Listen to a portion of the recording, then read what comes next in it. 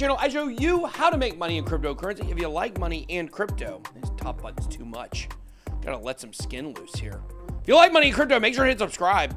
If you guys want to, you know, win a free Bitcoin, I don't know, win a free Bitcoin, win some Ethereum, win some Cardano, go ahead and check out the details down below. I don't know if they're in the description or not, but you guys know you can head on over to our Twitter, check out our pin post, and get access to our contest. We are now at 762,000 subscribers, meaning we are 3/4 of the way through our contest here to 1 million subscribers. Well, and we started at 600,000. But guys, we're over 3/4 of a million. No other crypto channel's giving you that. And I can tell you, we got a lot of stuff coming that is very interesting that you're only going to be seeing on this channel. So I can tell you that, you know, not only do you get good teleprompter reading here, where you don't see my eyes darting back and forth. You guys are getting some of the biggest celebrities in the world, on the planet, coming to this channel soon. So that's what we'll tell you. Got some very interesting stuff. And one person so big, they actually sent an email and they said, before we come on the channel, do not tell your audience. And what did they specifically say, TJ? Don't say anything on the live stream. That's what they said. They said make sure TJ doesn't give it away on the live stream. So we're going to make sure not to do that. Guys, altcoins are looking righteous. And you guys know, like, crypto just moves fast. Now, you guys didn't know that. The stonks world, which we do a stonks video every Friday for you guys, it moves extremely slow. It's hard to even know when that stock market is open. Crypto things come so fast. We talk about crypto things come so fast. By the time we put a title and a thumbnail in, things drastically change. So today we really want to talk about altcoin supercycle. We're going to be talking about XRP. I've got a big video coming tonight at 7 p.m. Eastern about XRP, and I will tell you, I think I've uncovered. I'm just saying, TJ, what did you think about what I uncovered? I thought it was a pretty good video. I think it's going to be really interesting to see what people think. It's going to be very interesting because I'm going to give you guys a conspiracy that I think when you really look at it at face value, it seems like the answers are obvious. The timelines are quite suspicious. Quite suspicious. So if you're into XRP, you're definitely going to want to come back and say, we're going to talk a little bit about the XRP pump today. Yeah. But tonight, I'm going to admit I was wrong about XRP. A lot of people in the chat saying TJ woke up today low-key pissed when he saw the XRP pump. He did. And I'm not pissed. I'm sad. Life. I'm sad that people are going to get roped back in again. Yeah, so sad. I've never seen anybody hate. Like, what did XRP ever do to you, TJ? Nothing to me because I don't hold it. It's all the people I've watched buy it and hold it for years thinking it's going to pump just to get dumped on over and over and over and over and over and over and over again to think that it's going to get to $5 or $589 or something ridiculous is just... And the question is... It's delusional. Who's doing the dumping? Exactly. Who's doing the dumping? When does that dumping end? Yeah. A lot of weird stuff going on. I wish I could tell you guys about this video tonight, but I got to keep it secret. I got to keep it secret because what I'm going to reveal to you tonight is big. It's really, to me personally, it's one of the best videos I've done in a while. I'm really excited for you guys to see it. So, any thoughts on block stacks? Yeah, it's great. Can I shout out Naomi? Sure. You guys know I love Naomi. It's TJ's mom. Speaking of block stacks, she sent TJ or maybe his dad a message yesterday. And it just said, should we get block stacks? Yeah. It was up 100%, Naomi. No, you don't want to get it when it's up 100%. We need to buy engine and then we need to buy block stacks. Yeah. So that was pretty good. XRP is where I go to lose my money. I learned. I like That's from old Brainy Brewer. Old Brainy Brewer. It's a pretty good way to look at it. Brainy Beaver. Oh, it's Beaver? Yeah. Oh, Brainy Beaver. All right, let's get into it. Okay, let's do it. Guys, coming in 762,000 subscribers. Thank you to each and every member of the BitSquad who has subscribed to the channel. We certainly appreciate it. Someone says, Chime doing similar things to SunTrust as a bank once allowed Coinbase deposits, now marking them as suspicious activity. Little thing with the banks ain't over yet, boys. Just trust me on that. I'm working on some stuff. TJ and XRP equals a toxic relationship. I love that. Guys, so let's check out this. Make sure you guys are following me on Twitter, which, by the way, I did see this was posted on Twitter. which is me in a bunny suit. I looked so creepy in that thing. Wait till you rip the head off. Yeah, wait till... Ah! My hair was really looking goofy that day. So got the Cupid costume ready for Valentine's Day. But, guys, 237.6 thousand followers. Everybody, thank you so much for following me here. 100%. We're trying to get to 250, and then we're trying to get to... Right now, 271 is the number I got my eye on, but that's a different story. But I did want to show you guys this from Miss Natoshi. You guys know I talked about Justin, or J-Chains, his Dogecoin shoes last week. I told you guys that I got some Ethereum shoes coming in the mail. Real excited about those. But she has Blockchain Kicks. You guys can follow Blockchain Kicks on Twitter. Now, by the way, this isn't sponsored in any way other than they did send me a free pair of shoes after I bought a pair. But she just minted these Blockchain Kicks. They're called Ethereal Kicks. So they're basically a limited edition collection of 100 shoes. Only I'm going to have one, so you can join me as one of the 100. Each NFT comes with a custom hand-printed pair made in your size with a QR code that links to the token ID on chain. And you guys can check that out. It's OpenSea.io/collection/blockchain-kicks. And you guys can get access to these Ethereal shoes. They're pretty sweet. I'm excited about these. I think it's cool to have some NFT shoes. And you guys know what? They're my 3 favorite colors: red, white, and blue. America. So anyways, want to show you guys that. Also, guys, DMX on life support. Very sad. It is sad. Very sad. I love DMX. I feel like he's just a tortured soul that has been trapped in a rough life for a long time. So just saw this news. Nothing to do with crypto, but very sad. Prayers up for DMX for sure. Hopefully he's going to pull through, but the story does not sound too great. So definitely prayers up to his family and everything like that. So, guys, when there's stuff happening in the rap market, I got to tell you about that too. Let's see. Anecdotal Smith says, are we getting some new BitSquad merch in the store soon? I want to represent. Where's Mr. Elron? I don't know. Where's our merch guy? He's so busy buying stonks that he's not making new merch. Mr. Elron, come on. Let's get on it. And if you guys would like to see Mr. Elron and realize he's a real person, you guys can go follow Hit Network. We're almost at 91,000. Getting that channel to 100,000 subscribers is going to be pretty good. And look at New Money Gang, 27.7K. Pretty good. Yeah, some cool new angles coming on New Money Gang soon. Yeah, we got New Money Gang. We got some spinoff shows coming, so excited about that. Okay, let's go ahead and move into the markets here. The market cap was over $2 trillion yesterday, so let's check that out. $2 trillion. Let's check out, it's at an all-time high. It is back down a little bit. Let's see where it was, 1.976. It doesn't show it here, but supposedly it was over $2 trillion. I saw that on a story. So we had an all-time high in market cap, but right now it's not going so great. But look at that volume, $208 billion. And also, guys, we got 12,384 viewers right now. We only have 1,375 likes. And you guys wonder why we don't have alt season. It's very clear the reason we don't have alt season is because not enough of you guys are smashing the likes on an altcoin super cycle video. Yeah. Duh, obviously. Clearly. So let's check out the markets right now. We got Bitcoin Gold, scammy. Who cares about that? XRP up 25%. We're going to talk about that a little bit later. Qtum, Tezos. Now, we're going to be talking about Cardano today. We're going to be talking about what other coins were on that thumbnail. We're going to be talking about Cardano a little bit later. We're going to be talking about Bitcoin, obviously. We're going to be talking about Ethereum here, and we're going to, especially when it relates to DeFi, we're going to dispel some Ethereum FUD. Ethereum did hit a new all-time high last night, but we're also going to be talking about Tezos right now because, TJ, you love Tezos, correct? I do like Tezos, yeah.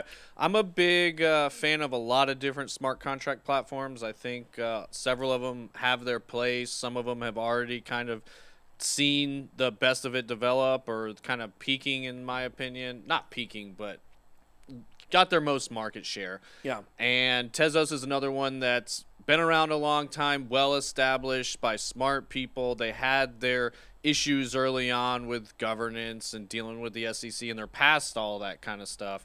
So it slides under the radar, I feel like, for a very capable smart contract platform that I think 15%. Yeah, it's due to hit its stride here really soon, I think. Yeah. I've owned it since basically I bought it early 2020 when I got Cosmos, Atom, Tezos, a lot of these, and they were all around $3. And Cosmos has blown up, Chainlink has blown up, you know, all of those have blown up, and Tezos was stuck between like $3 and $5 like forever, and now it's just like we saw with Cardano stuck forever, just like Yeah. we saw with what was the other one that was stuck forever? Cosmos, you know, another one. Yeah. VeChain for a long time is in accumulation. So Tezos seems like it's one we own Tezos, we like Tezos. Yeah.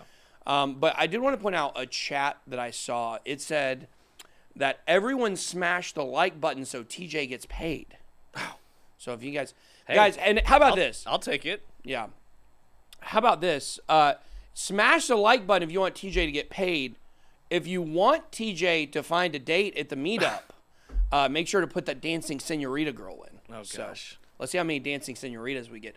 I'm really curious if we're going to have some ladies coming for TJ, like at the meetup. If we don't, there may just be no hope for you, man. Well, what does that say about women in crypto? I guess there really are no women watching the channel. No, they tell me all the time they watch me. I mean, Okay. the ladies love me. I can't help it. I mean, why do you think I had to unloosen the button up here? You know, for him a little bit. You know, I can't keep it all hidden up here. You know, sorry, honey. But in all seriousness, though, I mean, Tezos is one, and I'll tell you guys this. I had a phone call yesterday. I can't tell you who it's with. Look at all the dancing ladies. Let's go. It is a wall of dancing ladies. It's like we're at the Rockcats or something here. But I'll tell you, I had a conversation with somebody yesterday about somebody who's coming on the show, hopefully down the road. I'm telling you guys, the people I'm talking to would blow your mind. Like, I have to like sit here and be like, I can't believe I had this conversation. And this is what I'll say is very bullish on Tezos. You know, Tezos actually came up in the conversation. I think it's definitely one to watch. And if some development happens between Tezos and, you know, this the topic of this phone call I had, it's going to be very interesting. There's a lot of people, like, here's what people don't realize when it comes to NFTs and you know, DeFi and stuff. We're still living in an Ethereum world right now. Okay, Ethereum rules DeFi. Ethereum rules NFTs. We believe in Ethereum. We love Ethereum. We think Ethereum's the best coin for this year, yada, yada, yada, especially due to the fact that institutions are putting money into it. But we're going to see other ecosystems develop the same way that we've seen Ethereum develop. Right now, with basically all these other smart contract platforms, we're in like Ethereum 2018. So as these develop, and I think this is going to really bring on a strong, what did that say? It said, word on the street, men might be coming for TJ too. Oh, God. That's okay. I'm not there's anything wrong with that. Thank you, Jerry Seinfeld. Okay, so anyways, we like Tezos. This is one to keep your eye on. I will tell you the coins. So basically, like a lot of our portfolio strategy has been, and you guys know this, like we were stacking up altcoins for a really, really long time. We decided we were going to stack up Bitcoin, and so we've almost completed our Bitcoin goal, and we're going to go back to stacking alts. Next, the ones that I have my eye on the most, Polkadot and Binance Coin, just so we don't have enough of those. That's why. But outside of that, Solana, Tezos, VeChain. I think those are the three that I'm looking to stack the most right now. So yeah, I think Tezos is a sleeper for sure. A lot of people are upset with my VeChain holdings. They say I talk too highly of it not to own more, and I tend to agree with that. I think you're probably right there, and that's why we're going to go for it. So, okay, so let's move on here. That's what's going on with the markets. Now let's talk about the Bitcoin. I got wrecked here a little bit ago. I thought things were looking pretty bullish, and I jumped in. I mean, look at these freaking candles over here, guys. I mean, what the heck? We are really struggling right now in our $100K to $1 million challenge. We've been running in place for a while. We're not down. We're up, but we're barely up. Yesterday, you know, that I got wicked down. Basically, what we're waiting for is we are waiting for this move up, and if it never comes, we're going to probably be in trouble. But what I would say is we do believe it's going to come, and so I keep positioning myself ready for the movement. That's if you watch the last several months, we made all the money in the leverage trading. It was when the price was going up, which makes sense because guess what we're doing? We're only longing in a bull market. So when the price is dropping, we're not going to really be able to be that successful in longing other than just maybe some scalping. So, you know, I'm trying to position myself for this move above 60K, but 60K is shaped up to be very, very strong resistance. Thank you for that, Austin Bulmer. Is that Bulmer? Is it better to put a few $100s into Bit or ETH or just do smaller coins? Because that's not enough to buy a full coin of either of them. Yeah, that's my strategy. I mean, I don't think you want to put a couple $100s into coin 942 on CoinMarketCap. But I would say definitely you should be looking in the 50 to 100 range if you just got a couple $100 to put in. Because you just got to think of potential. We talk a lot about potential on this channel. And when you have a coin that's in the top 100, the distance between the top 100 and the top 20 is full of much more potential than the distance between the number 3 coin to the number 2 coin. So, you know, when you're looking for multiple gains, but you also have to think that on the downside of the volatility, those coins drop faster and harder when the market turns. So you got to time the market right. But, I mean, the reason we're stacking up Bitcoin is because we have money now. You know, like we've done really well already. That's why we kind of switched to stacking up Bitcoin to kind of hedge, you know, on the downside of the volatility for us. So I don't, you hear a lot of people talking, somebody said D's Nuts protocol is salty. It caught my eye. But the thing is guys, the smaller coins are going to be the way you're going to make the most money. You know, like if you already have money, you're better off buying Ethereum and Bitcoin. If you don't have money and you're trying to change your life, then I'm not saying you should go throw money like into slot machines, but I am saying that the top 50 to 100, the top 100 to 200, those are going to be some of your best options. I wouldn't say going below the top 200 unless you're a true degenerate or a, you know, a pro. So anyways, we're looking back at the price of Bitcoin. We're on Market Cypher here. We are going to have Crypto Face coming on the channel tomorrow to talk about Market Cypher and everything like that. There's been a lot of great shorting opportunities, but we don't do that. And, you know, I do want to start adding the volume to this so we can see the volume here on Market Cypher with this. And I think that really what we're looking at, 60K has shaped up to be an extremely difficult level for Bitcoin. I mean, there's no question about it. Somebody said compound price prediction. I don't have a compound price prediction, but I do know that compound news was huge about the $1 billion going in there. So I'm very bullish on compound right now in the short term. So, but I don't know if I've ever made a compound price prediction. So anyways, that's kind of where we're at with Bitcoin. Just checking the ETH chart while we're here on the Bitcoin chart. Checking out the ETH chart. I mean, this freaking colossal dump that we just had was huge. I mean, it went all the way down to 2040 and then bounced back up right now to 2077. We hit a new, we hit a new all-time high last night for Ethereum at 2160. Razzie says, to make money without leverage, what percentage of my portfolio should be in Bitcoin, ETH, ADA, etc.? If you have a portfolio over, you know, a couple $1,000s, respectable portfolio, no offense to anyone that has less than that. We all started somewhere. You guys remember at one point I had 0 crypto, so keep that in mind. But what I would say is a portfolio above like a couple or a few $1,000s. I mean, I say 50% should be in Bitcoin, ADA, Cardano, top coins, Ethereum, obviously. And also speaking of our challenge here, our coin stats challenge, we pumped yesterday with Phantom, so we're up to 1395, so still up. So we are monitoring this. I think Phantom is going to run a little bit further though. But look at the Ethereum chart. I mean, what can we really expect? You know, looking at the hourly chart, if you're looking at Market Cypher, it looks like it could be, the dump is pretty thick right now. I mean, I don't really see a lot that indicates on Ethereum, maybe on the 45-minute chart or the 30-minute chart, looks like maybe it could be turning and heading back up. We did get a blood diamond here on the 30-minute chart, which was right before we saw the massive drop. And guys, if you're going to really make money with Market Cypher, which if you, by the way, if you want to get Market Cypher, you guys can head on bitboycrypto.com/deals. We have Bybit sign up right here. We have Market Cypher sign up. I think this code is still good for 5% off. We will be having a bigger sale soon if you want to wait for that. Also, you can go to the Bybit trading competition up here and sign up for the trading competition. So you can do that as well as get merch on the site. We have merch here too. But what I would say is, you know, if you are looking to trade right now, you know, it just is kind of a risky endeavor until we're able to break through that 60K or we're able to, you know, get some stability for Bitcoin. So right now, looking at Market Cypher, I mean, if you really want to do well with Market Cypher, and I think probably one reason we haven't been doing quite as well lately is because I haven't been paying attention to it as much as I should. Because when you see Market Cypher right here, you see the blood diamond. You see the sign to get out, right? You see the sign. It's there. But unless you're really paying attention or you got your alert set, you know, you're not always going to see these. So you could come back here and you could have seen a green dot down here at the bottom on the momentum wave that's bullish. And then you went up overnight. What is this, the 30-minute chart? This would have been like, you know, kind of earlier this morning.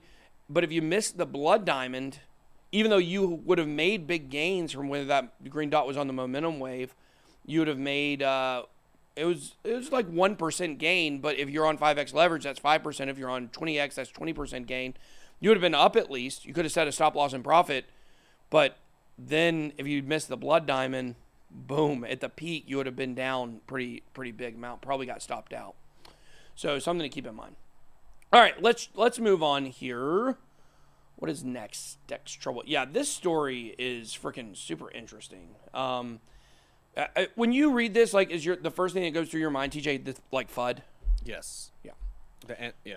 Me too. I haven't even read the article, but the headline, you know, the end of DEXs from this doesn't even make sense, really. No, it just shows a fundamental misunderstanding of the crypto markets. Right. And this is why I talked yesterday. I think it was with Crypto Jeb. So I think that video is coming out today at 3. Where Crypto and Jeb and I talked about some different stuff. And, like, the fact is, we had a little disagreement about something. We disagreed about whether or not the institutional investors care about Ethereum gas fees. I don't think they do. He thinks they probably do. What? Yeah. Well, I think that's a bit, like, that's the big FUD of Ethereum, right? The gas fees. I don't think that institutional investors that are stacking up Ethereum care about gas fees. No, I think once you get over a 6-figure stack, gas fees becomes a non-issue. No, I realize, like, a lot of people don't have that, and it doesn't achieve, you know, banking the unbanked and a lot of the ideas that are behind what makes Ethereum great. Like, the gas fees are a problem, but if you have more than 6 figures and you're moving stuff around, it's a non-issue. Yeah. Yeah, we understand. And I hope, guys, we never on this channel. Let me tell you, there's a big thing going on right now about an author. Her name is Rachel Hollis. She had this thing where, you know, she wrote all these books and has a lot of money. I don't know how much money she has, maybe $1 million. I don't know what it is. And she basically explained how, you know, it's okay that she has house cleaners that come to her house every week and clean her house. And but specifically, she said over and over again, there's a big thing going on TikTok right now. She said, yeah, I work hard so people can come clean my toilets. And it's like, she kept demeaning the house cleaners. I have a house cleaner, but I treat them with the utmost respect. I respect what they do. I love our house cleaners. We pay them extra every week. And the thing is she makes this argument that if you just work hard enough, like, because she works so hard, it's okay for her to demean other people. And she said, I'm not trying to be relatable. I hope we always are relatable on this channel. I understand wherever you're at, you're in a different part of your journey, whether you're just starting in crypto or whether you have way more money than we have, or whether, you know, you're just getting your handle around what cryptocurrency is. We want you to know on this channel, like, you're accepted here, and we love you wherever you're at. And we want you to go from where you're at to somewhere better. And there's no, like, what we do here on Bitboy Crypto, you guys have seen our portfolio. We do well for sure, but that is not an output of how much we work. We work hard. We work harder than anybody I know. But I also know that my dad has done construction his whole life, and he works just as hard as I do, you know? And so wherever you're at in life, like, just know, like, there can be better things for you if you want there, but there's definitely an element of luck that goes into what you choose to do and how you choose to do it. And I just want, if we ever talk on this channel, like, we start getting unrelatable, please come tell us, because we're just regular people just like you. So I always want to make sure that message comes across for sure. So that's a big thing going on TikTok right now. So I did want to mention that. We'll talk about that when we're getting the Lambo. No, we'll be getting the Lambo in the bear market, so we'll hide it. I understand that stuff on some levels unrelatable, but if you ever meet me in person, there's a lot of you guys are going to have to meet up. Like, just a regular guy. I'm just like you. Right. You know? I'm kidding. Well, no, I'm not like TJ. That's not what I meant. I'm like the audience. I'm definitely not like TJ. No, please don't pin that on me. Okay, let's get back to this story here. Revised FATF, which is like a financial action task force. It's from France, I believe is where it started. Crypto guidelines could spell the end of DEXs and DeFi. But the point is, what I was talking about with Crypto Jeb is what I said is I believe that we, people that make videos in crypto, people that watch these videos every day, I think we know more in the tip of our tiny fingers about cryptocurrency decentralization than even some of the highest ranking people at these banks and these funds. They just continue to show that they don't know what they're talking about. So instead, revert, BitSwap, intro. They want the old one back.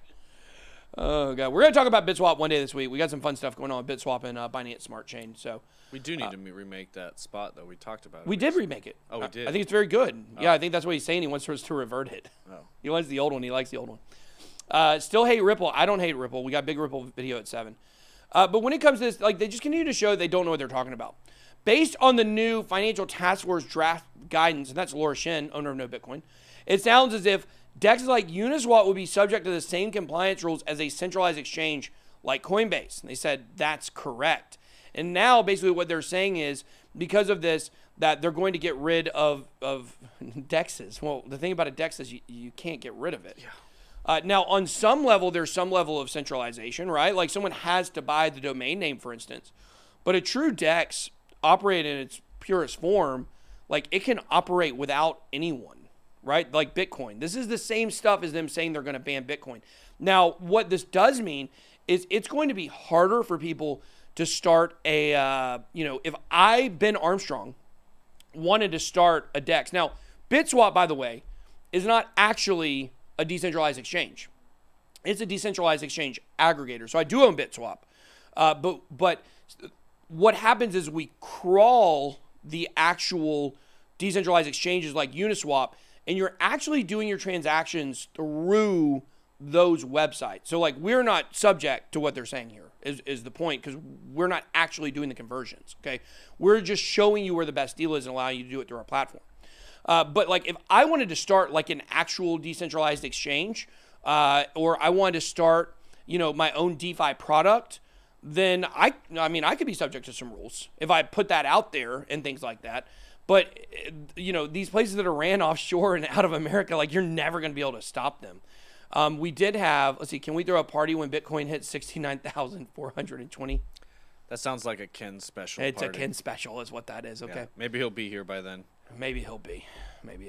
But yeah, we will not be throwing a weed party on this channel. You'll have to go to Ken's page for that. Yeah. I'm going to stop. I love you. I love you, weed smokers. I love you. If you smoke weed, I love you. I just don't do it. But we understand times are changing these days.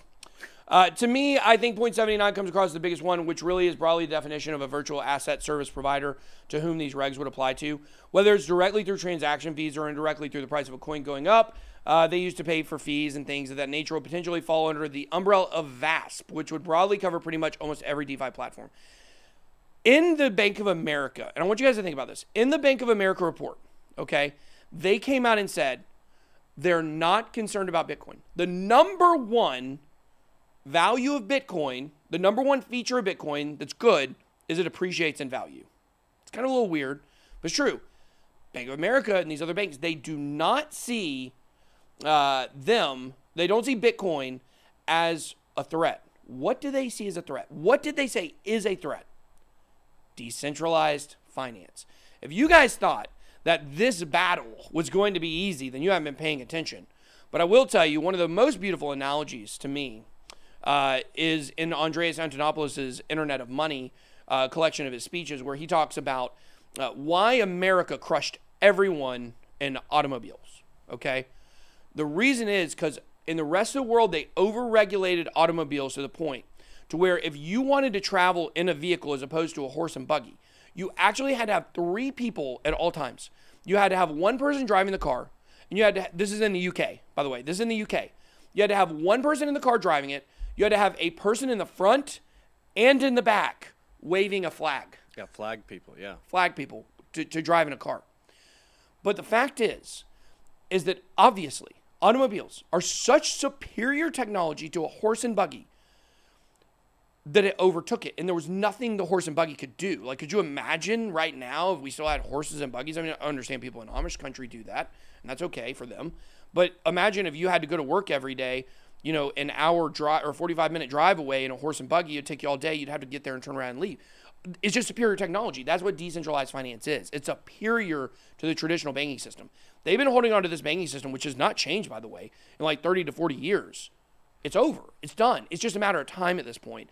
They're going to fight tooth and nail to be able to keep us from allowing it to take over, because this means the loss of a lot of their empires. But it's coming. There's nothing they can do about it. So this is just more FUD. It doesn't matter what this says. They're never going to be able to take out decentralized finance. They are going to try to do their best to regulate it, and the people that play ball with them, are going to get regulated. But there's going to be a lot of people out there that are not going to play ball with them, and they're going to be anonymous, and nobody's going to be able to know who they are, and those platforms are going to run, and they can't make it illegal to use a decentralized platform.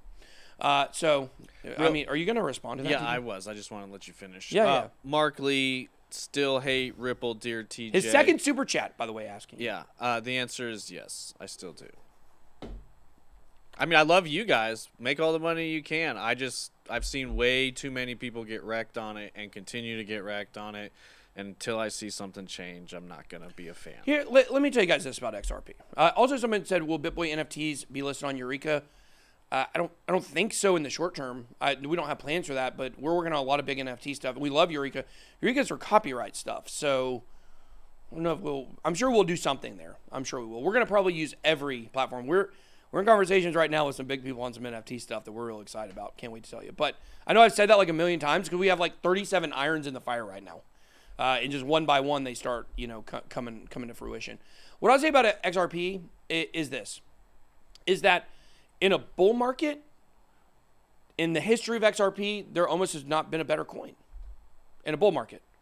In a bear market, Ripple Labs themselves said that we have to dump the coins in order to stay profitable. So take that for what it's worth. If the XRP lawsuit comes to fruition and they settle, I think XRP will blast off. I think it's okay to invest in throughout the bull market, but don't let Ripple Labs rope you into their little dump scam that they do by having most of the coins in the bear market. That's how you use these coins like cheap, dirty socks. There you go. I can't say the other word. It's not family. And it's just not going to get adopted as the mainstream banking channel system. I mean, there's no real incentive for these banks to adopt Ripple's product versus create their own. There's just a lot of issues with it, but we'll save that for another day. Yeah. Well, the thing is the idea of the $589 dollar XRP is based on if all of the money in the world was transferred using XRP tokens, but that's a joke. Well, if all the money, I think the math works out. Well, I know, but it would never happen because it's a catch-22. It's basically where if all of the money in the world, right, was sent digitally, then that means we would probably already have moved over totally to digital currency by then. So it's one of those things that will probably just never, it will never happen for that reason. So ARK Invest and JP Morgan expect Bitcoin to hit $130K to $470,000. JP Morgan Chase expects Bitcoin to reach $130K, while ARK Invest anticipates the market valuation of Bitcoin to surpass that of gold. Is Alex Jones Bitboy's uncle? No, don't make me unbutton another one. I'll unbutton another one if you. Oh gosh. Okay. So guys, and here's the question you always have to ask when you read these stories. The number one question you should always be asking, the most pertinent information here, is what's the time frame, right? Right. Bitcoin's definitely going to go above 470K. It's definitely going to go above 130K.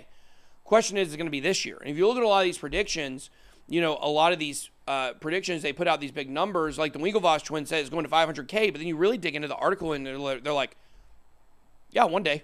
Yeah. Whereas on this channel, we like to make predictions tied to exact dates, as you guys know. At least the Easter Bunny came around. Yeah. Why are both high-profile funds so optimistic about Bitcoin? The fear of inflation, increasing liquidity in the financial markets is causing reserve currencies like the dollar to depreciate. ARK Invest, as an example, sees Bitcoin nearing $500,000 in the future, considering that the fund expects it to surpass gold by market capitalization. Currently, the market cap of Bitcoin is roughly 10% of gold. In the new popular essay, if it's new and popular, then you know it's good. The case for 500K Bitcoin, Tyler Winklevoss, co-founder of Gemini, said, today, see, here we go. They love the vagueness. Today, the market capitalization of above-the-ground gold is conservatively $9 trillion. If we're right about using gold as a framework to value Bitcoin and Bitcoin continues on this path, then the bull scenario for Bitcoin is that it is undervalued by a multiple of 45.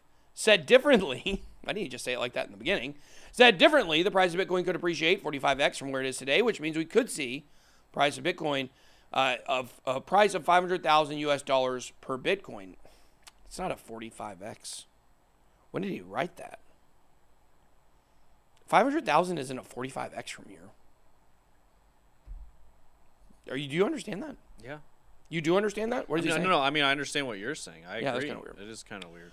Meanwhile, JP Morgan has set a more conservative target at 130K, which is more realistic as a shorter-term target for Bitcoin, as it would put BTC's valuation at around $2.73 trillion. And if you want to get back to talking about, the horse and buggy versus the automobile. And again, guys, remember, when electricity was created, they went through the same thing. Like, candles are better, less dangerous than electricity. Same with cars. There was all kinds of FUD around automobiles when they first came out, that they're dangerous, people are going to die, it's bad. FUD campaigns. And why did they have FUD campaigns? Because it threatened the status quo. Well, specifically the horse and buggy business. That's what I mean. Yeah, the industries that were already the standard. Yep. And so we see this with every turn of technology. I mean, go back and look at the guy that wrote the internet will fail because no one ever will decide they want to shop online. The Time article, it was. One of the most famous articles in history. It's a giant meme at this point. You see this with every turn of technology. You see, oh, this isn't going to make it, this isn't going to make it. The early adopters always get rewarded for this. And, if you look at Bitcoin versus gold, it's the same thing. Bitcoin is far superior to gold. Like, it's not even close. Bitcoin was designed to be the apex predator asset, as Michael Saylor says. Designed to be that. Gold didn't design itself. We attached some value to it, and it's got some use case. But gold's use case, ironically, in the future is going to be almost 100% technology-based. So it's just better. That's what the fact is. So looking forward to Theta NFT Marketplace, Bitboy, Theta. We got some really fun stuff coming on Theta. Very excited about that. What was the super chat that was above that? How serious? Yeah, okay, let me look at that real quick. The Pi Cycle Top Indicator. I don't think it's very serious. I've laid out a lot of reasons why I don't think it's that serious. But people are saying that it is going to be touching, in the next few days. Let's see where it's at right now. It is almost touching now. I mean, my gosh, it is touching. Nope, not touching. Jeez. Right now it is, oh Lord. It's only, let's see, 52 plus 124. So it's $176 away from touching. Now, but we've talked about this before. I don't think this is very serious, and I'll say why, is because a lot of this downward price action that causes the 365-day one to lag is due to the pandemic. And we had a very unique thing happen. This is where the 350-day moving average and the 111 moving day average cross. It's important to note, and somebody pointed this out in the chat, and I'm gonna believe that what they said is true. I don't know it for 100%, but someone in the chat one day told us that this indicator was created after. This was created after the last bull cycle. Okay, so this has not been around to test ever during a cycle. This is the first one we're testing it. So it's kind of like thoughts about Dentacoin, Bitboy. Oh, I'm going to talk about it at 2:30. But the thing is when we look at the other Glassnode indicators, for instance, none of the Glassnode indicators are at a troubling spot. So like if we come over here and we look at the Nupal, for instance, the Nupal never bounced, or it never went over into the blue into the euphoria stage. Never did. And right now it's in sideways action. If we look at the last 6 months, you'll see right now it's been sideways for quite a bit. So nothing to worry about the top of the markets. So the Pi Cycle Top Indicator is not something I'm really really looking to pay much attention to. We do have to watch it. I mean, it's something we could look back in the future and say, oh, we should have known, but I don't take that very serious. Should I put a 400,000 sell order now or wait for what? The 400K Bitcoin. He's a joke. Oh, that's a joke. For the 400K, the sell order. By the way, I don't know if we need to clarify, but that 230 thing was a joke as well. Oh, yeah. I feel like we don't need to clarify, but then at the same time, if we see people go out and buy Dentacoin because you made that joke, I'd feel bad. Yeah. Yeah, I did. I think I made that joke with I think it was with my stepdad. Like I said, oh, you should go buy some Dentacoin, you know, and then I had to be like, oh, you know, that's a dental cryptocurrency. I had to tell him it was like about, I don't know. I think it was him I was talking to. Dentacoin was probably the most memed coin in 2017. So how is Dentacoin doing, by the way? I wonder. Let's check it out real quick. Is it still a thing? I don't know. I mean, I have no idea. The idea was this is how you pay for your dental work. All the dentists in the world. All the dentists in the world. Let's see where it is. Oh, 442. Dentacoin still kicking it. Guys, this could be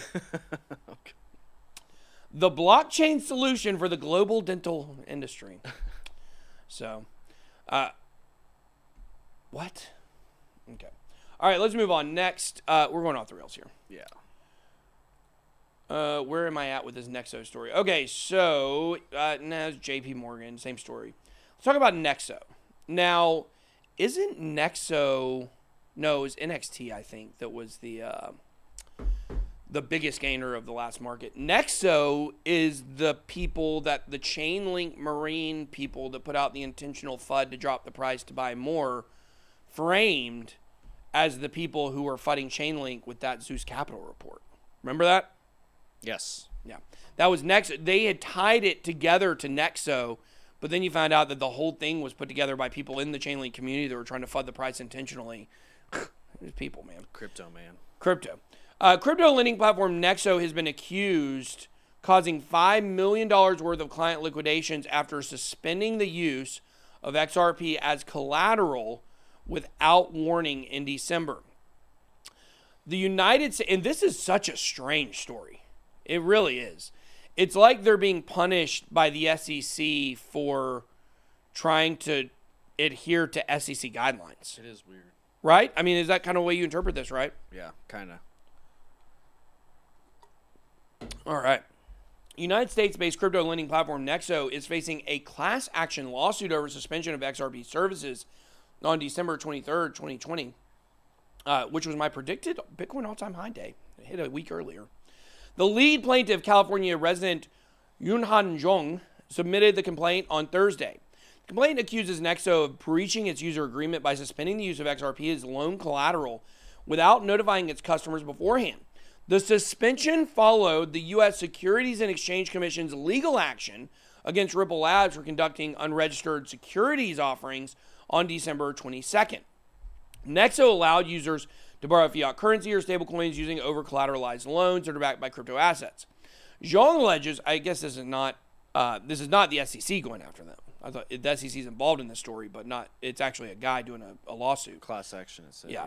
Zhong alleges that Nexo reacted to the SEC's announcement by suspending the use of XRP as collateral to pay down loans and for staking on December 23rd. As a result, many users were left unable to support their loan positions, prompting wholesale liquidations across the platform.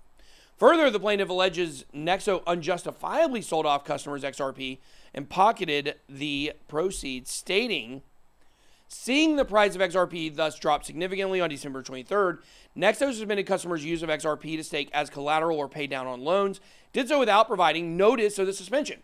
Nexo did so because it did not want to be left holding XRP at its substantially decreased value, not because Nexo believed that the SEC's announcement counseled against the use or sale of XRP. He's seeking restitution. It's just, I mean, if that's what they did, that is super sketchy. It is. Yeah. Somebody said crypto quant outflow, shouldn't price go up? What I think they must be talking about what, exchange outflows probably. Yeah. Price should be going up. We covered some of that yesterday. We did. Yeah. We did. Oh, we're in the profit on this trade right now. We're up 7,200. God. Dang it. It was fun while it lasted. Literally every time that stop loss shows, I get wigged out within 30 minutes. So be careful, everybody. But maybe that's because everybody's just copying our stop loss, and maybe they're hunting it. Maybe, I don't know. But anyways, guys, I am up on this trade right now, pretty good. But I lost 15K this morning, so I made 7 of it back on this trade. So we'll see what happens. I got wrecked this morning. I got stopped out before. I mean, we've just been seeing, guys. Is it not like we've been seeing way more of these gigantic like wick candles than usual lately? Do you feel that way, TJ, or is it just me? I feel maybe a little bit, but that's usually a good sign. You know, the more volatility that comes into play, you know, right before a big move to the upside or downside. Obviously, we're hoping for the upside here. Yeah, but exactly. And, you know, by the way, on our website, which if you want to send us anything, you can see on our About page, our address there. But what I want to point out here on the deals page, we do have this Exablock report, by the way. Oh, that looks good. The Prime XBT one looks good. That's new. We do have Exablock. You can get a 10% off discount with the code BitBoy. This is our daily report that we get from Exablock with a bunch of stats. And they had some pretty interesting, information on there, which was basically the buyers and sellers right now on Bitcoin can't decide who's going to take over. It's kind of like, have you ever been playing basketball and you've been like out there like hooping, you know, like, I don't know if you guys know, like, I hope one day I really get to become a celebrity so I can go play like the NBA All-Star Celebrity Game, because I will wreck people and I will throw you off. You would not believe it, but I'll freaking ball on you and I will smash. Yeah. Okay. Oh, it's true. I'll ball on you for sure. You, TJ, you and I have a prayer against me in basketball. No, I'm not much of a basketball. No, I've got like a big butt too, you know, so I can like back you down. I always ended up getting in fights when I played basketball. Yeah, me too. Yeah, that's right. Oh, we will definitely fight playing basketball. Yeah, I led the league in fouls every year. Well, me too. I never understood fouls in basketball. Isn't it so weird? Like, it's so be stupid. a man, Right? You know, Every time you touch anybody, they'd say it was a foul. I thought it was stupid. Yeah, exactly. And that kind of lines up what I'm talking about here, which is, have you ever been playing basketball and you're going to the sidelines and you dribble the ball and it goes off somebody's foot? You can't tell if it's your foot or their foot. And then each person's like, nah, man, it was out on me. You take it. That would never happen in my life because I'll say, yeah, I'll take it. But like, you know, they're like, no, you take it. No, you take it. Whose ball is it? Who wants it? That's what's going on between Bitcoin buyers and sellers right now. They can't decide whether they want to take it above 60K or whether they want to dump it down back to 50K. And it's tiny. It's in this tight range between 58 and 60 right now. And every time it gets to 60, it gets rejected. And you see it every time it gets down to 58, it pumps back up. And they just can't decide what they want to do with it right now. So, you know, it was a little concerning when we dropped all the way down to 57,400 an hour ago. But it bounced right back up. So it's still just showing that we're in this really tight range right now. What's that? I just got a text from Naomi. Oh, what'd she say? I'll beat Ben at basketball. Whatever. I would crush you. We'll definitely have to have a court at the new building. Yeah, she also said she'd beat me in pickleball. And I remember how that first game went. I'm just saying. The first 4 games went. I'm just saying. So, and I think I would have been undefeated if... You're talking about when I was learning? Are you counting those games? Yeah. When I mean, were are you not an athlete? I'm an athlete. I'll pick up any sport. I'll play. You were teaching... Any sport, I'll beat you. You name the sport. I've never played it. I'll crush you in it. Last time we played pickleball, I beat you. Well, you won some games. Yeah. You won a few games. I won more games than you did. I think we ended up tied, I'm pretty sure. No, we specifically did not. No, I think we ended up tied, I think. No. Well, we were playing with Edward, and he's really good. And the other guy was good, too. So Yeah. I'm just saying, when Edward was on my team, I think love Edward. Edward's great. I love Edward, but he was... I He just wasn't think playing it's his A game when he was on my side. He was playing it when he was on your side. Funny that you very explicitly remember keeping track of the games where you were teaching me the rules. Yeah, But you don't remember the last 4 games we played. Oh, if we played 4, then it was 2-2. I mean, No, I think we played more than that. We Oh, played a now bunch. see, you can't even remember. We played So like 6 weird or how that 7 works, that isn't it? night. Just Anyway. You did win some games, but I would crush you. I'll play 1-on-1. I'll crush you every time. Just so you know. All right, let's move on. XRP Pam. God, this is. Are we losing people when we're talking about pickleball? I don't know. Serious stuff, though, guys. XRP price soars to $1 in anticipation of today's Ripple SEC hearing. Now, guys, I'm going to talk about it on this video. There was a guy last week, Credible Crypto, said XRP was going to pump. I called him delusional, said it was asinine, ASA 10, ASA 11. And guess what happened? It freaking pumped. Huge. It went all the way over to $1. But today is just phase 1 of this hearing. For anybody that thinks that today is going to like make some kind of, indecision on what's happening here, like that's just not going to be the case. There's in one of the they have one hearing that's not until May, so this is not going to be finalized today by any stretch of the imagination. XRP price has surged to a 3-year high of $1 as Ripple prepares for today's hearing against the SEC. Despite the ongoing legal battle with the Securities and Exchange Commission in today's hearing, Ripple's native digital assets exploded in value in the past few days. XRP is more than 70% up in a week, and its price tapped for the first tap $1 for the first time since mid-2018. Put this increase into perspective, the asset last traded at, the asset trade, at 40 cents on March 15th. Moreover, it was down below 60 cents just 2 days ago on April 4th, meaning that it's up by 150% in 20 days and 66% in 48 hours. And who knows, maybe 66.6% because TJ thinks it's the devil. Someone says, I stake my life savings about a 100 ETH and can't withdraw from Kraken. Have I missed the bull run?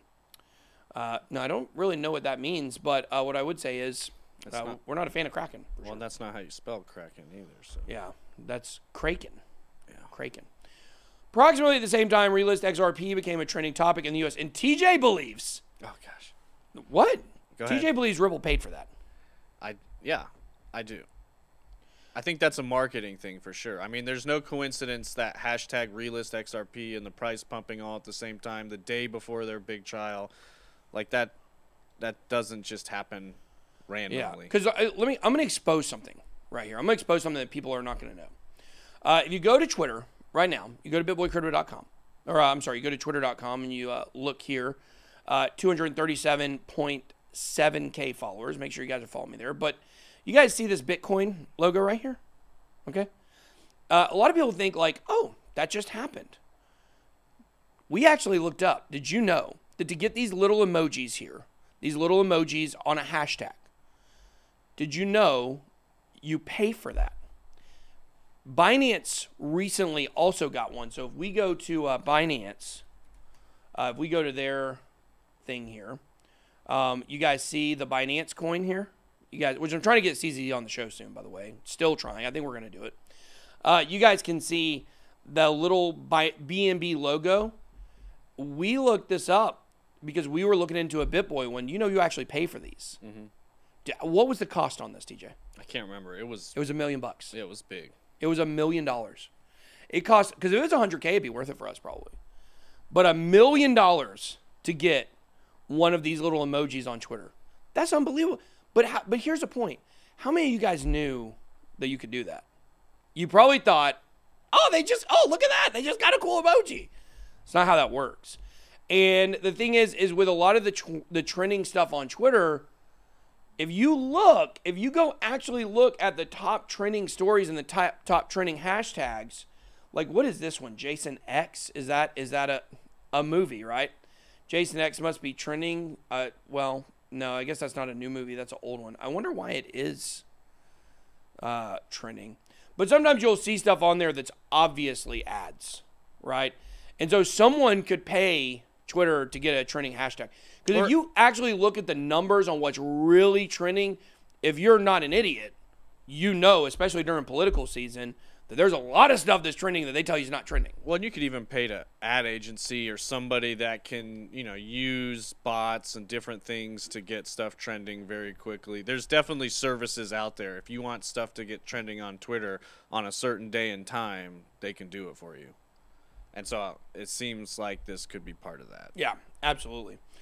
So it could be. That's what we're trying to say. Now, when it comes to XRP, if we go and look at the chart, let's go look at the actual chart of XRP here. We don't have XRP as a chart. Maybe we should add it. Should we add it to our daily list of coins we look at, TJ? No comment. No comment. We'll look up the Bybit chart here. Now, here's some interesting stuff for you on the 30-minute chart. 30-minute chart, right now it's back at $1.01. We just got a green dot on Market Cipher on the momentum wave on the downside. And so you guys can see, boom, as soon as it came, there it was. I mean, Market Cipher works. There's no question about that. But what are we looking at? It hit an all-time high or not an all-time high, but it hit, $1.10. Now, this is what I want you guys to think about with XRP. You've got Bitcoin, Ethereum, Cardano, okay? Binance coin. Polkadot's a new coin, so we don't count Polkadot, okay? Out of all those coins, what do they all have in common? They've all hit new all-time highs. They've all smashed their 2017 all-time highs. Coins that haven't, okay, are some of the, especially in the top 20 that have been around, other than Bitcoin Cash, because Bitcoin Cash's all-time high is fake, right? Bitcoin Cash's all-time high is based on it launched at the very peak of the market. It on some exchanges it went up to $8,000, basically, you know, in an hour. Bitcoin Cash may never pass that. Okay, outside of that, you look at Litecoin, you look at XRP. These are two coins that have not surpassed their 2017 all-time high, and I believe has a lot of potential to do so. With XRP, it's all going to come down to what happens when they settle. And this is why I'm not buying XRP right now. I'll tell you guys. I'm not buying XRP right now, okay? Because I believe that when the actual news comes out of a settlement with the SEC, it's going to come across initially as XRP guilty, and there's going to be FUD, and the price is going to drop in the first 30 minutes after that story is released, and that's going to be your best time to get in. I think that when it comes out that they settled, a lot of the XRP people are going to be pissed because they're going to be like, oh, they should have went at them, like not understanding the government will take them out. And I think that there's going to be an opportunity to make a lot of money with XRP after it's all settled. But I'm also protecting myself in case they don't settle and they get the death penalty, because that's an option, guys. Like, XRP can literally get the death penalty from the SEC. And because Ripple Labs is an American company, they won't be able to fight it. They'll just have to roll over and say, okay, whatever, you know? And there was actually a story. You want to be a little, I don't want to concern you guys too much, the XRP army. It's a great day for you guys for sure. But there was a story that came out about that Ripple doesn't need XRP. Let's see. See if we saw this. Okay, hold on. Let me just type in Ripple XRP here and go to news. That's XR. Go to news. This is a pretty interesting story here. Can't find it. Did you see it? Yeah. Oh, here it is. Here it is. I got it. Okay, here it is. Okay. This story came out, and to me, if I'm in XRP, like, this is a little concerning to me. We got a big video at 7. I think you guys are going to really like my XRP video at 7. I don't know what that means. Some interesting. I don't know what these super other chats currencies today. are either. I know. So. You cut my tip. I cut my tip accidentally yesterday. What does that mean? I don't know. That sounds painful. Yeah. What I'm saying.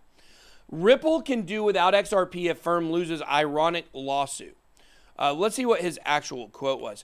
I find a certain irony that the SEC would bring a lawsuit against us because what they're saying is not just that we should have known and we've acted in bad faith when the SEC themselves haven't really said, well, they know for sure that XRP is a security. That's true. They haven't. That's a good point. That is a good point. Like, they haven't declared it a security, right? They could and then go after them, but in their own court filings, they said that the court will determine that, which of course brings a contradiction, that if the court's going to determine that, how could I personally have known that the SEC would view XRP as a security? That's a great point. I mean, I'll be honest with you. I have a lot of problems with this lawsuit from the SEC, for sure. Yeah, me too. The SEC is a bigger joke than Ripple Labs. Yeah.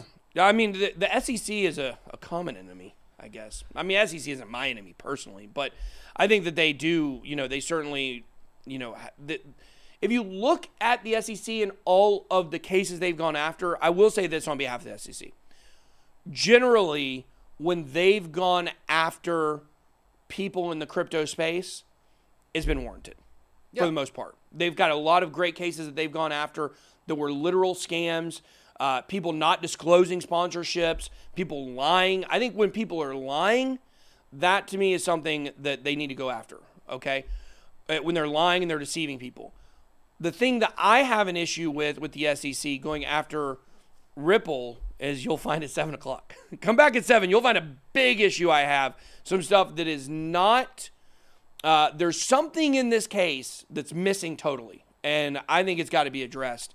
I'll just tell you this. I think the SEC has an inside man. Well, that's what I was going to say. It's not who they go after. It's who they don't go after. Yes. That makes it all look like a charade. I mean, in crypto is one thing, but like when it comes to the regular markets that they're supposedly policing and stuff, it's all just a smoke show. It's a joke.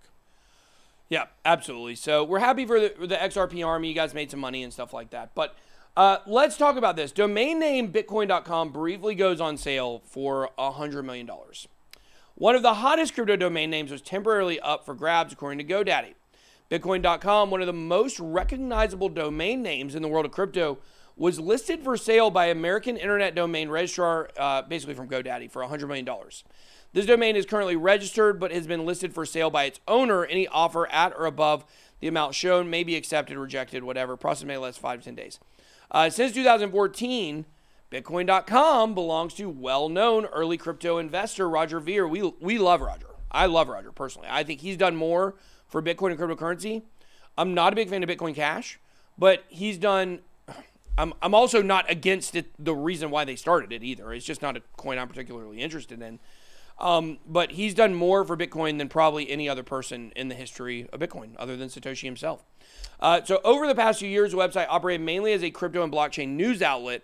2016, Bitcoin.com launched a mining service. In 2017, its own crypto wallet. In September 2019, project subsequently launched a cryptocurrency exchange. Now, a lot of people had big problems with Bitcoin.com because for a long time, Bitcoin.com, along with the Bitcoin Cash community, tried to pass off Bitcoin Cash as Bitcoin. You would go to Bitcoin.com and people would think they were buying Bitcoin, but they were buying Bitcoin Cash and they wouldn't know the difference.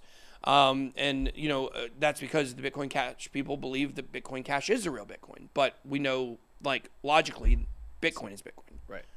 That's probably their biggest misstep. Had they not done that, had they not tried to portray themselves as Bitcoin and kind of mislead people with the website, I feel like people would have a much different view towards Roger in general. Like, Yeah, that's probably his biggest misstep. He made some missteps, for sure. He did make some missteps, but all of his missteps, I believe, were, like, good intention from his side. Like, Right. I don't think he was, in his mind, I don't think he thought he was trying to deceive people. He was trying to fulfill the vision of Satoshi Nakamoto, which was a digital currency, and we know Bitcoin isn't a digital currency anymore because it's hard to spend, and it's slow, and there's much better technology out there and stuff like that. Nobody wants to spend it. That's the main reason.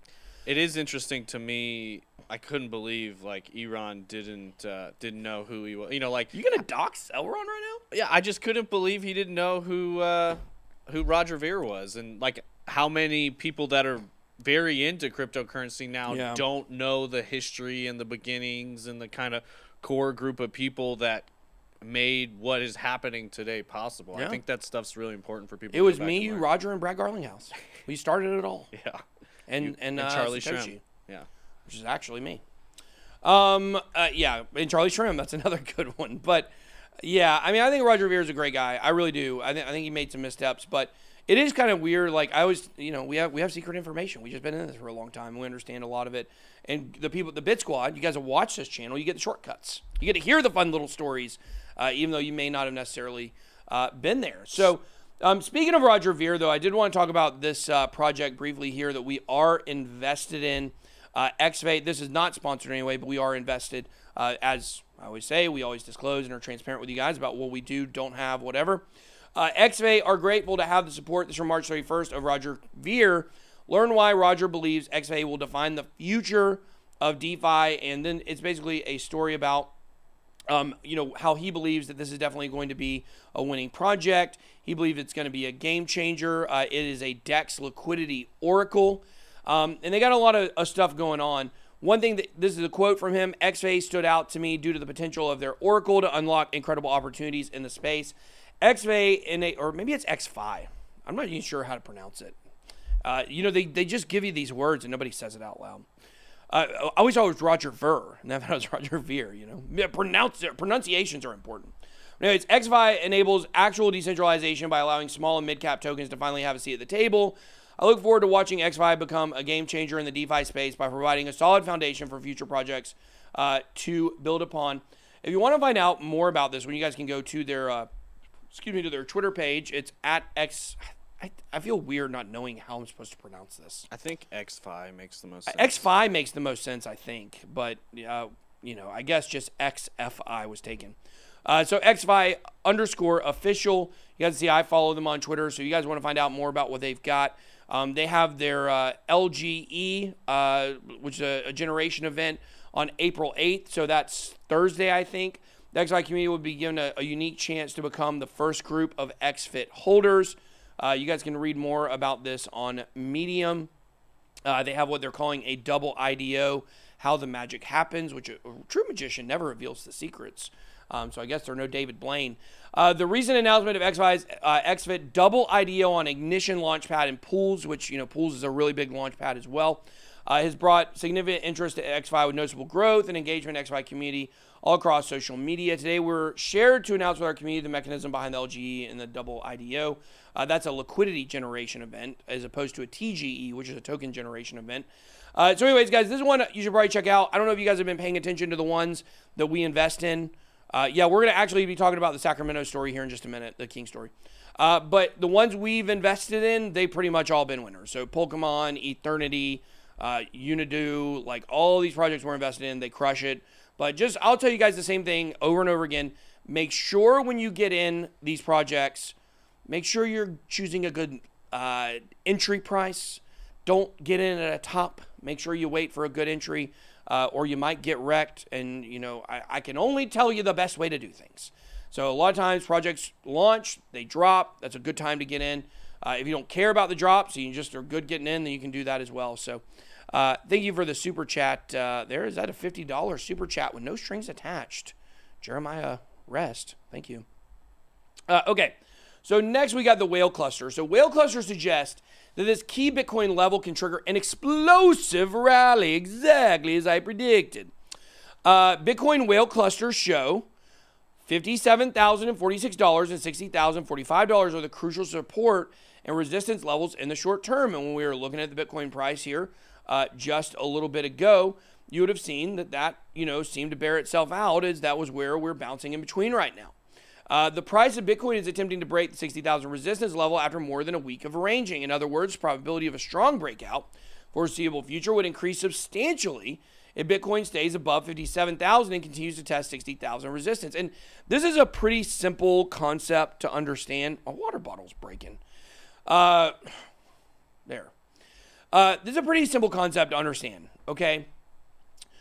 In the world of charts, when you get a resistance level that's very important, the more times you bump into the resistance level, the better chance you have of breaking it. If you go back to 2017, when Bitcoin, or 2016 to 17, when Bitcoin was preparing to break its all-time high, which I think was like $1,120 at the time, it bounced against it 5 times before it finally broke it, okay? Ironically, or maybe not ironically, predictably, in 2020, when we broke all-time highs, guess how many times we bounced off that resistance line of $20,000? Or no, I'm sorry. The major level, I think it was $12,000 we were having a hard time getting above. Once again, 5 times. A major resistance line in crypto, it usually takes about 5 times to pop through it. When it pops through faster than that, generally, like things are just super bullish and it's moving. But I think we've challenged 60 about 5 times at this point. So should be time to break above it. And then, of course, on the opposite end, when you're in a bear market, you get a line of support. The more times it taps off that line of support, the more likely it is to break and go down. So let's talk about the whale clusters. They form when high net worth investors, when whales, buy or sell Bitcoin at a certain price and do not move their holdings thereafter. As such, a whale cluster support typically serves as a strong macro support area for Bitcoin because whales tend to buy more when Bitcoin falls to a level where they initially bought Bitcoin.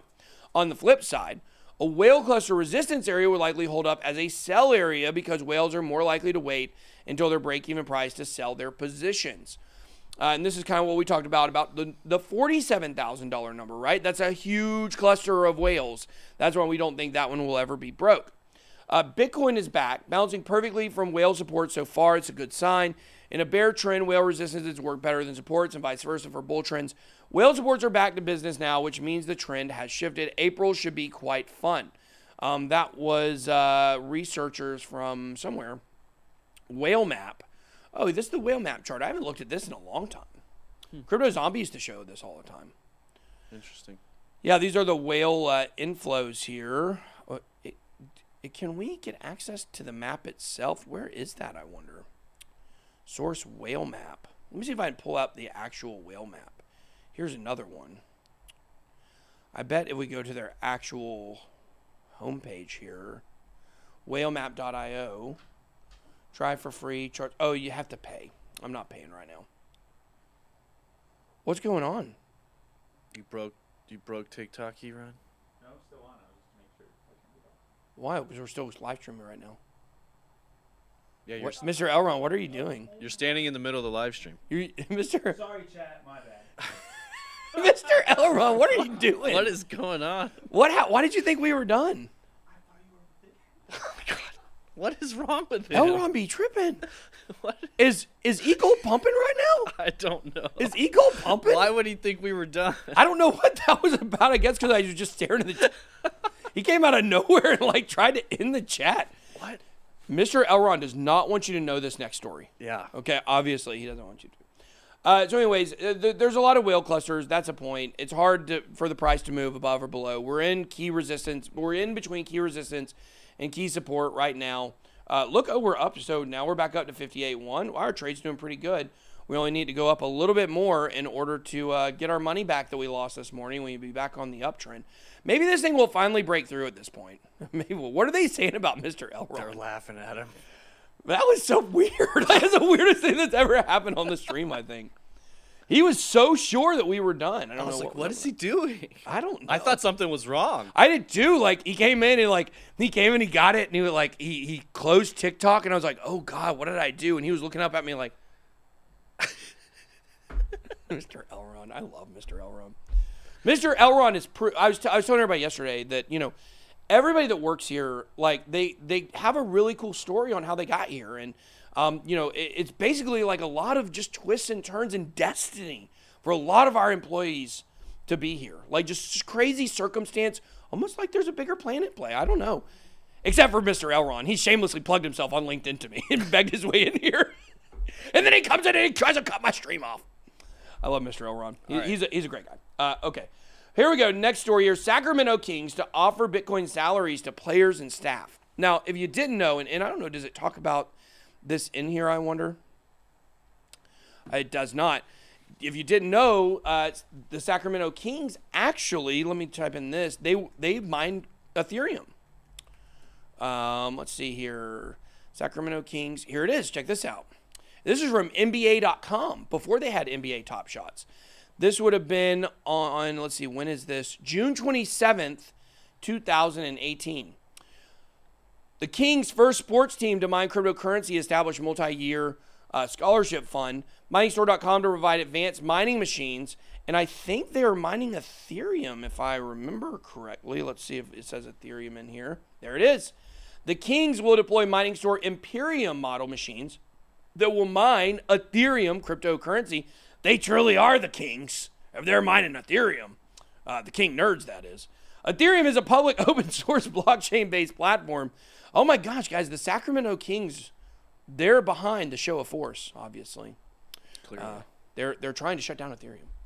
Anyways, this is not what we want to talk about today, but I did want to show, like, the Kings have consistently been a forerunner of cryptocurrency. And so it doesn't surprise me at all that Sacramento Kings are now going to offer Bitcoin salaries to players and staff.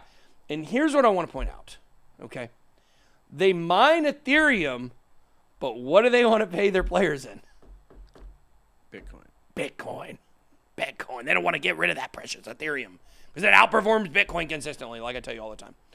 The NBA franchise is set to become the first major sports team to offer both players and staff the option to receive their salary in Bitcoin.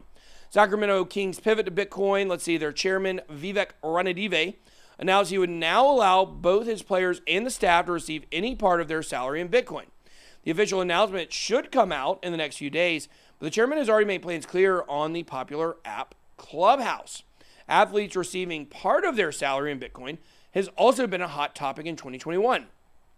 Carolina Panthers, who also traded for Sam Darnold yesterday, and as a Falcons fan, I'm extremely happy about that because he sucks. Carolina Panthers offensive tackle Russell Okung, announced he was receiving half of his $13 million salary in Bitcoin in December of 2020. Now, we can go off the rails all we want, but when we start talking sports, we'll probably lose people. Yeah. We're the official sports crypto channel. You need to know that. Now, here's what's interesting, okay? So, if you didn't know, Anthony Pompliano, his brother, actually tweeted about Russell Okung becoming like actually the fourth highest paid player in the NFL. Now he's He's a good offensive tackle. He's a good player. He's not like a no-name. I mean, I know Russell Okung. He played for the Seahawks. I think he got traded to the Saints, which, you know, I didn't like. He played for the Chargers for a bit too, didn't he? Then he played for the Chargers. I think he played for the Saints. Or maybe it was a different guy from the Seahawks that went to the Saints. Can't remember. But the point is that he's played on a lot of teams, and he's a good player. At his peak, he was one of the best in the league. Eagled about to hit double top, obviously, because Mr. Elrond was right here in front of us. But he's a good player, so I don't want to minimize him. But he's kind of like he's like a, you know, if you think about it in terms of economics, he'd be like, you know, like upper middle class. Yeah. You know, he's not rich. Mid-pack. You know, he's mid-cap. Yeah, he's like a mid-cap. And because he took half of his salary in Bitcoin, based on the price of Bitcoin, technically he's like the 4th highest paid player in the NFL, and eventually will be the highest paid player in the NFL. So Pump's brother Joe had tweeted about this, and ESPN covered his tweet.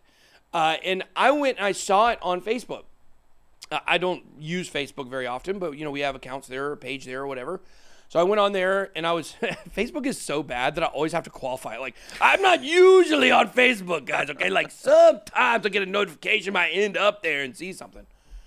I'm not on Facebook a lot, I'll tell you that much. But the point is that I went and saw the post that Joe had made, and SportsCenter had shared it on ESPN.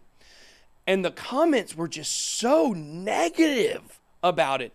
Everybody's saying, well, he didn't actually receive his salary in Bitcoin. I mean, they sent the money off to somewhere and they converted. It's like I made this post on TikTok about how bad banks are, and people defend the banks. Like, what is wrong with people? Like, it just shows people do not like change. They don't want change. And people get comfortable with where they're at. And even though what they're seeing right in front of their face is so obvious, he received half his Bitcoin, his money in Bitcoin, and now he's like the 4th highest paid player in the NFL. It's so obvious. And they're like, Bitcoin's a scam. Like, what is wrong with people? I could not believe the negativity, because we do live in an echo chamber here, obviously, where we all like crypto. If you work here, you like crypto. If you watch these videos, you're into crypto. If you're on Twitter, you're into crypto. TikTok, not everybody's into crypto, but guess what TikTok is? Younger generation. And guess what younger generation is? Always more accepting to change. So I was just really taken aback by that. And so this story is pretty cool that Sacramento Kings are now, you know, the next, or they're offering all their players this. And it'll be really interesting to see who takes it. Let's see, who is on the Kings now? The guy that used to play Kentucky, D'Anthony Fox, I think. Let's see, Kings roster. And guys, if you guys like it when we talk about sports, make sure to go ahead and smash the like button, if you could. De'Aaron Fox is his name. Buddy Hield, Harrison Barnes, Marvin Bagley. They got some good players over there. So we'll see if any of these guys take crypto. So let's wrap it up here. Talk about Cardano. There's enormous amount of activity on Cardano right now. In a recent video made with a new setup and software for screencasting. Oh, Charles is up the streaming game here. Looks like he's going full-time crypto YouTuber. He's going full-time crypto YouTuber. That's right, man. We might have to do a collab with him. Yeah. The IOHK and Cardano founder stated that an enormous amount of activity is taking place on Cardano right now.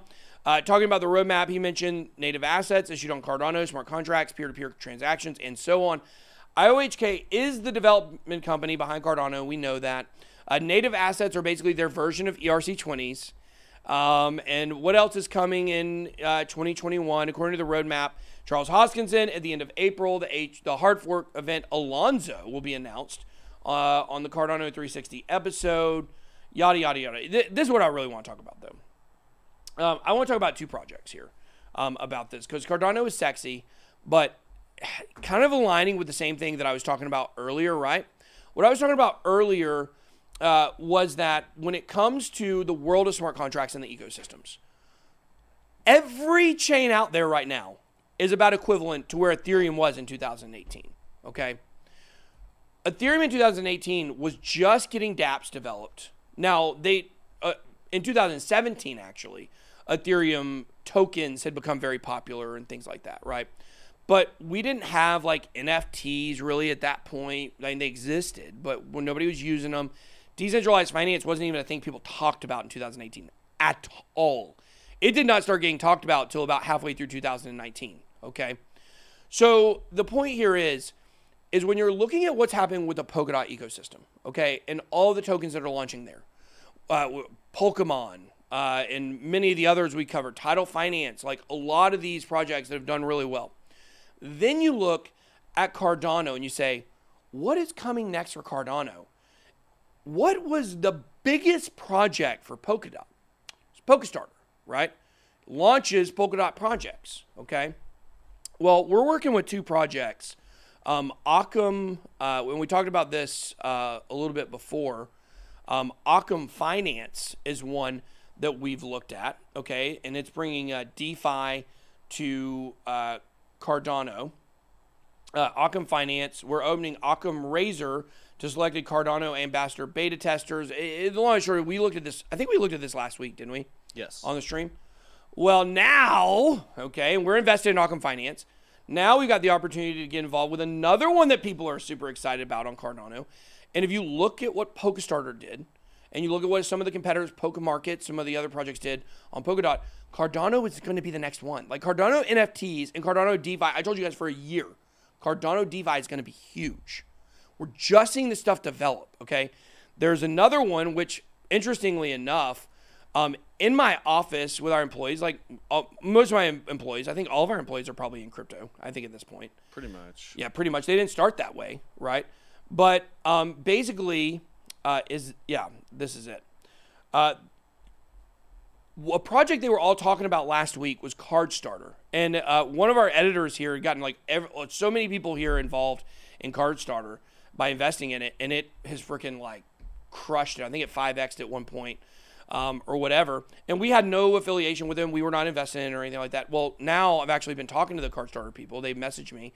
And it looks like this is going to be one we're going to be getting involved with. And the point is, we are seeing big opportunity between CardStarter and Occam Finance. And actually, they're kind of competitors, right? They're kind of competitors, but similarly to the way that Ethereum and Cardano are competitors, right? There's market share for a lot of these different people and a lot of these different places. And so the point here is Cardano is about to explode as an ecosystem. And these are two of the projects, Occam Finance and CardStarter, that we're looking at that we believe will do extremely well. But they're launch pads, they're like incubators to get more Cardano DeFi off the ground. If you didn't know, the top two communities in cryptocurrency, the most engaged cryptocurrencies communities according to statistics, Elrond's actually number 2. Yeah. Cardano is number 1. And so for that reason, you've got to believe that when it comes to the knowledge of what's happening inside of an ecosystem, the Cardano community is very aware. And they're going to go and they're going to support a lot of these projects. And so while we're excited about CardStarter and about Occam Finance, Occam's Razor is they have the incubator or whatever it's called, the projects that are going to be launched on them are going to crush it too. So we're just seeing the Cardano ecosystem develop, and we're very excited about it. And, you know, as you guys know, thank you for that, Miguel Alvarez. Please, everybody, click the like button for the YouTube algorithm so we get more subscribers. You guys get a better chance to win Cardano, Ethereum, and Ethereum. But we believe the Cardano ecosystem is going to be big. We're very excited about it. We want to have Charles back on the show maybe in a couple weeks or something like that when things calm down for him. So, guys, remember, crypto is cyclical. Things pump. They come. They go. But when it comes to the main winners, they're going to stay the main winners. Ethereum, Polkadot, Cardano, they're all going to crush it. Binance Coin as well, continuing to crush it. So keep your eye on these upcoming projects. Keep your eye on Cardano. The price didn't it pump yesterday? I think it did really well yesterday. I don't pay attention that much to the daily Cardano price. I'm much more excited about the ecosystem and what it's going to bring. So, guys, we got more videos for you today. We got 3 o'clock. We got an interview with Crypto Jeb. We're going to be talking to Ethereum, Cardano, and Bitcoin. Got a video tonight, 7 o'clock Eastern Standard Time, about XRP. Going to be a really fun and exciting video. You guys got to come back for it. That's all I got. Love you guys. Be blessed. Bitboy out.